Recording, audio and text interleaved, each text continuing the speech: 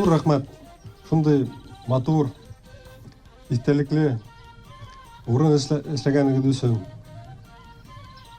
Ысынлап та, дәүләтчеләр безнең республикабызда бик бөек кешеләр. Бердәм булайык, бергә булһак без көчлерәк тә булабыз. Бергә булһак без байрак та булабыз. Бүгенге көндә безнең Башкортстан хөкүмәтендә битендә кырда яшәгән башкортта айрылса, ярдәм исергә тырыша безнең хөкүмәт. Балаларды үзебезнең инновацион интернатларга укырга кертергә. Башкортстанда теге төрле башкорт балалар өчен яйги лагерьлар асыла. Шунда әгәр дә теләгегез булса, корылтай аша, шул эшләрне бүгенге көндә эшләргә була. Шуның өчен дә әйдәгез, кырда яшәгәндә актив булыгыз.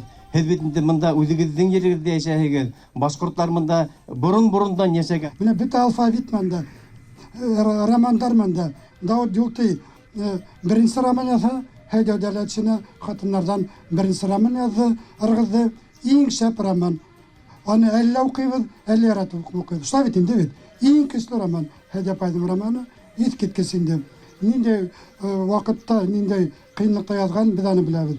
Мне бы хотелось в первую очередь, конечно, поблагодарить именно ташкентских, Ташпулат ауылын халкы за то, что они своими руками сделали то, что на сегодняшний день мы приехали вместе с ними отметить это знаменательное событие семье Давлетшиных и тем людям, которые создавали в первую очередь наши вот эти памятные доски, нашим знаменитым уроженцам села Тушкостяново Давлетшиным.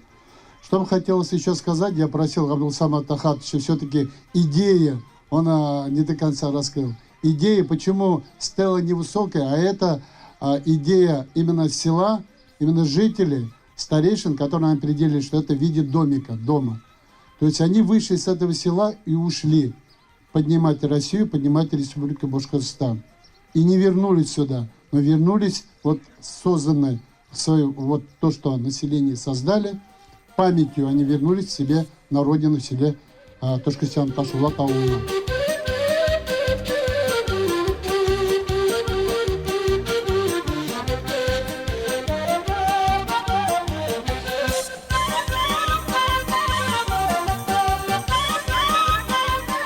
Мы знаем, что башкиры наиболее древнее автохтонное население. Еще в 922 году нашей эры, когда сюда прибыл посольство арабского халифата Ибн Фадлан, летописец, оставил записи.